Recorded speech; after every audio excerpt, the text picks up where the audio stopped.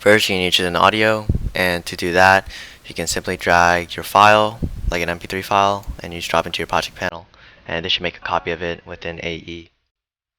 Second, to get clips, you can go on Anime Raws for anime clips, and you can do Control F on Windows to find your specific anime. And right here, you can find which episode you want to download. So let's say I want to edit episode 1, then I'll hit download. Show me will bring me to the download queue, and we will wait for this to download. Once you have downloaded your clips, you can drag it into your project panel as well. Once your resources are in, you can drag your audio file down your workspace. This will automatically make a new composition, and you can change the size of the composition if you want to make a square edit or not. You can also change your frame rate here, but I will be editing in 30 frames per second. And then so once you're done with your composition settings, you can just hit OK.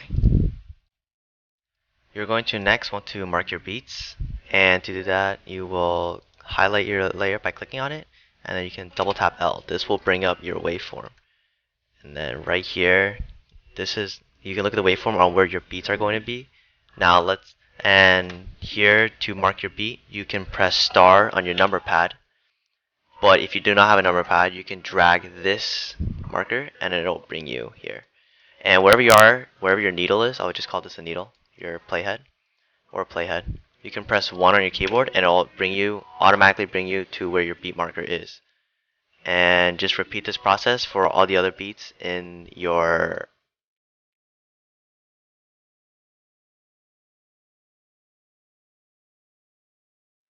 Now for your clips, you can go into your clip resource, and I will edit the scene where this character opens the door and finds a girl in the classroom. I'll be editing this scene to the audio. And where you want your clip to cut is completely up to you. I want my first clip to be right here, so I'm going to press page up and down on my keyboard to go 1 frame, like ahead or behind. And if you don't have that, then you can always just use your mouse. And to trim the beginning to your playhead or needle, you will do Alt left bracket, and you can also hold Shift page up or down, which will bring you 10.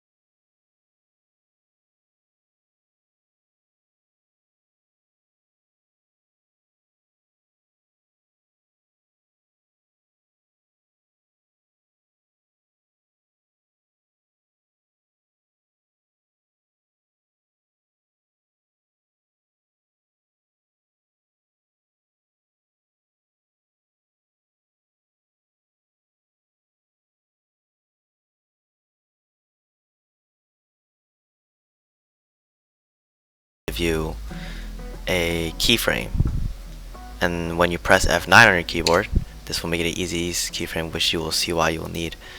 And then you're gonna go toward the end of your composition, and you're gonna go like a few frames from the end of the clip, because you will use three scale keyframes, and then you will make another keyframe here by clicking this diamond, and then if you go to the end of your clip, you can make another keyframe. Now the first keyframe I will make probably be around, let's say 175 for example, or 200. Let's make it 200.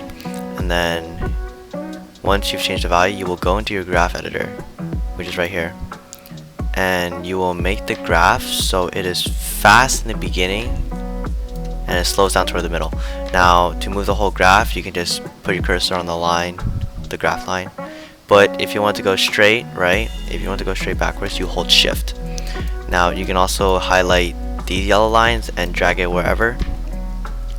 You can move this line so it will be sharper, or you can move it back up to make it not as sharp.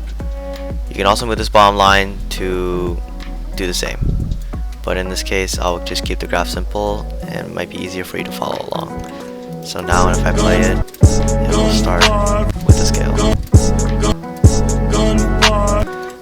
Now for right here, I'm gonna want to scale into the next clip because it's a zoom in of her face. So I'm gonna make the scale roughly almost the size of her face almost. So I guess I'll just make it 200 as well.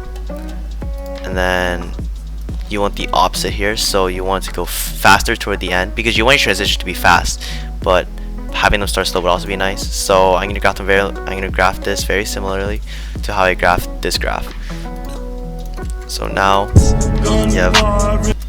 now you can see the transition coming together. Now here I'm also gonna add a blur, so it will add more to the clip. This is optional, and you don't have to do it. I'm also gonna raise my scale here because it does feel a bit short. So I'll probably just raise it to 300, and then graph it sharper. So the motion feels very similar, but there's more of a feel to it. Now to add a blur, I recommend that you open a adjustment layer, and the shortcut for that is Control Alt Y. And I will cut this adjustment layer so it's the same length as this clip.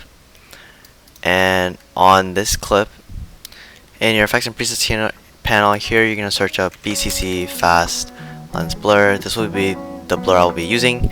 You can also use Gaussian blur if you don't have BCC, but otherwise I recommend using BCC. Here I'm gonna raise the gamma to about, let's say 500, or let's say 300. This will increase the brightness of the blur, and you can't raise it too high, otherwise you'll get scan lines like that. So about 300 is good. You can go higher, but I would like to avoid scan lines. And where the stopwatch is, where it says iris scale, this is your blur value. And when you hit U on your adjustment layer, this will open up all your keyframes. And right here, you're getting easy again, so you can graph. And I'm gonna make the value about, let's say 25 to increase the blur. And I want the blur to stop at around where my scale stops. So I'm gonna have it match with my scales, and I'm just gonna make it 0 right here. And then at the end for this transition, I'm also gonna add another blur, and I guess put it just back up to 25. And then in the graph, my blur graphs are pretty simple. I just hold shift, grab the line, and just pull back until I can no longer make the graph change. And now you have successfully added a blur to your clip.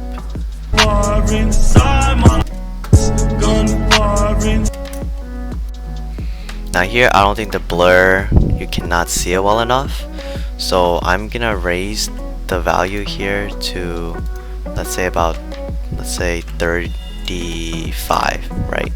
And then I'll go to my graph editor and make the graph less sharp by simply moving this bottom line, and because I want my blur to be more noticeable, and just like that. And the reason why you want to put your blur on adjustment layer is because if you ever want, because if I was to put this blur right and just put it straight on my clip and then not have an adjustment layer, yes, it will work the same. But let's say you wanted to add, let's say, a text layer, right? Boohoo. The boohoo text will not be blurred, but only the clip, right? But if I were to put it on a adjustment layer, then the adjustment layer blurs everything under the adjustment layer, so it becomes much easier. Now, let's say you do not want your boohoo text to be blurred, then you can just simply move your boohoo clip above your blur, and it will not be affected. This is a good habit to practice because it doesn't really make a difference in any way, and you can also see that you already have a blur added on this clip when let's say you're working on another clip. Now here in the second clip, since I have a scale in from the first to second clip, I'm also gonna add a slight scale in to this clip, because usually every clip has 3 scale keyframes. So right here, I'm going to open the scale by pressing S again, making the same keyframe, but this time it'll start at 100, and then right here, a few frames from the end, I'll make it like a slightly zoomed in. Let's say 120. 120 is good, and then I'll have it scale out into this clip, because this clip is like, it's not like it's zooming in on anything, it's more like a background. So I'd rather here have a scale out than a scale in, which is usually for most clips, unless like it's like these 2 clips where like it would make sense to zoom in as a transition. So right here, I'm just gonna have like a scale out, and I'll put the value, let's say 80. Now we're gonna hide this black background first, but for now we're gonna focus on the transition between these 2. So you're also gonna graph your scale normally, right? So fast in the beginning, slower toward the middle, and then fast at the end again, and you can make it sharper if you would like. So right here, I'm just gonna make the graph like that, pretty simple, and the transition should already look better. And here I'm also gonna add a blur. You can also do that by just copy and pasting it, and whichever clip you highlight and paste this layer in, it'll go right above it. And the shortcut for moving this adjustment layer to the beginning of your clip, you can just simply press left bracket, and it will bring the beginning of your layer to your needle or playhead. And since this blur layer is a little longer, I'm gonna open U, which opens the keyframes, and I'm just gonna move the keyframes so they match the scales. And so now I have 2 clips done.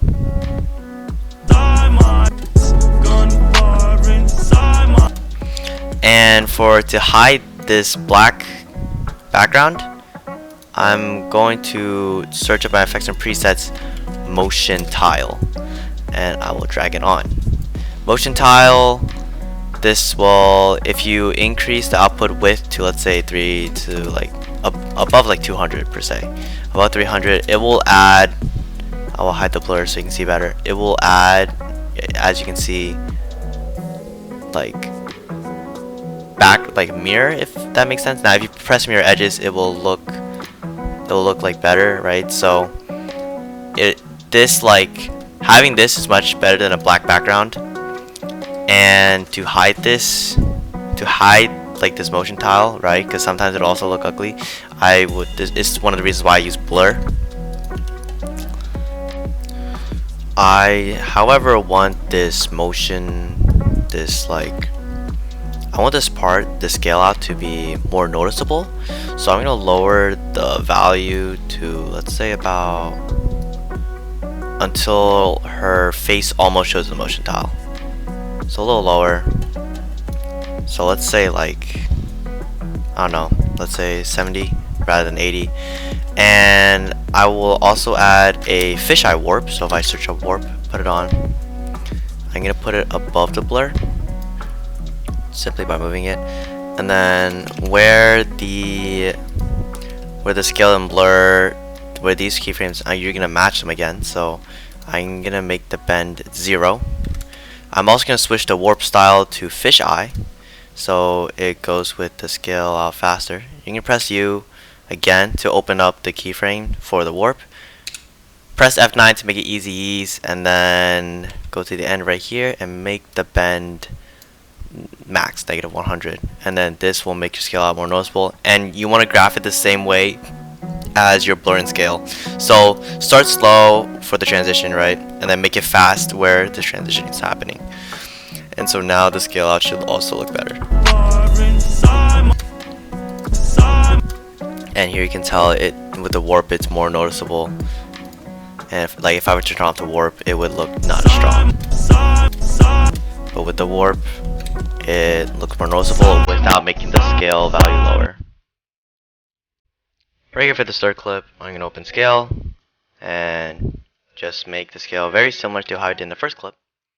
So I'm going to go here, go a few frames back again, and make another keyframe. And then here, let's make it, I don't know, let's say 70 is good, like before. And then also, whenever you change the value of your scale, you will automatically always make a keyframe. So you don't always have to like press the keyframe button when you're making a keyframe. Right here, I'm probably gonna make the scale around 200. And then I'm gonna graph it like I did in the first clip. Except now here it ends as a scale out. So, but every time it ends as a scale out, all your transitions, remember, always make them fast in the beginning, slower toward the end. And then just move your lines of your graph the way you want it to. So right now I have mine pretty sharp, so meaning like it'll like change values very fast. Now if you want it to be slower and smoother, you could raise this up, which is what I will do sometimes, and then make this like way less sharp, or like just have it at the top. And then as you can see, it will be less sharp and smoother. But for my edit, I'm gonna try to keep it relatively sharp because I prefer it that way. You do not have to follow everything I do, but I'll kind of like leave it in between if that makes sense. And here you can simply actually just copy the motion tile onto this clip, which makes scale edits a lot easier. Same thing with like the blurs and the warps, right? You can actually just copy and paste a lot of it and then just move the keyframes and shorten the layer as well. And it'll actually, and just like that, I've already finished the third clip. And then you just repeat this process, these scales and blurs and processes, the scale outs and blurs for the rest of the edit, which now I will just do a time lapse of.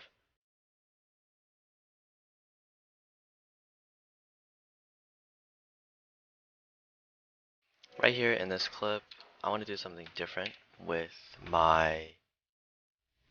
because there's a black clip right here, which I actually want. That's part of the audio because it goes really fast in this part. So right here from this clip to my sixth clip, I'm gonna do something like a really fast swipe.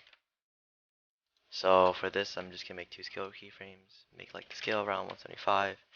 But I'm gonna go to the end and make it 100 right here. And I'm also just gonna graph this normally,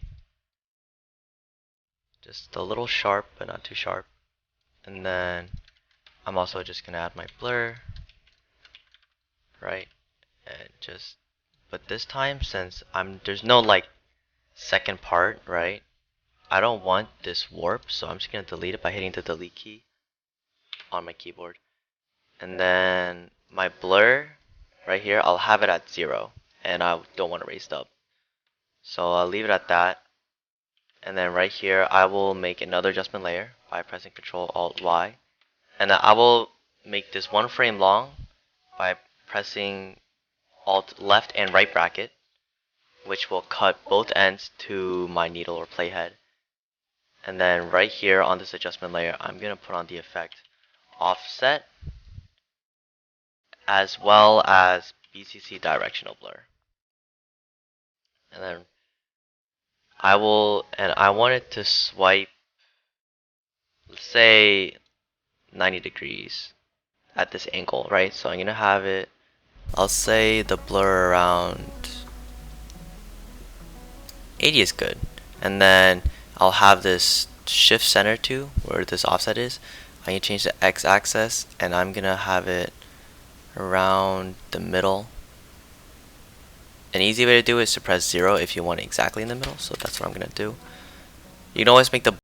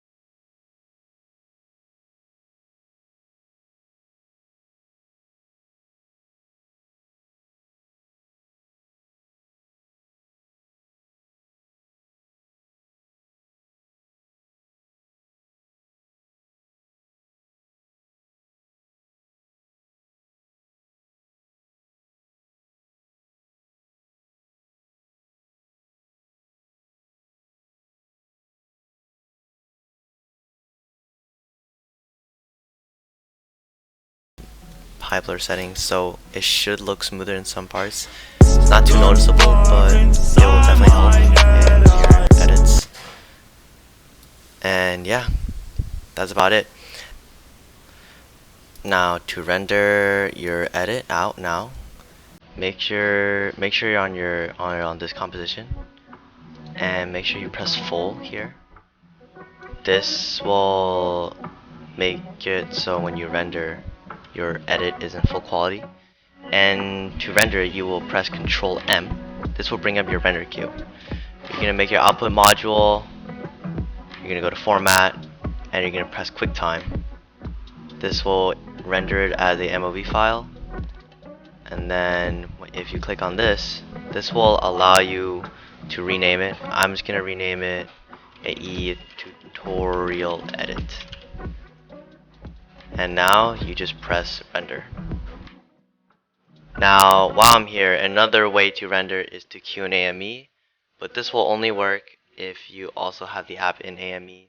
And when you're in there, if once you have it and you open it, all you do is press enter, and it will render in AME as an MP4 file.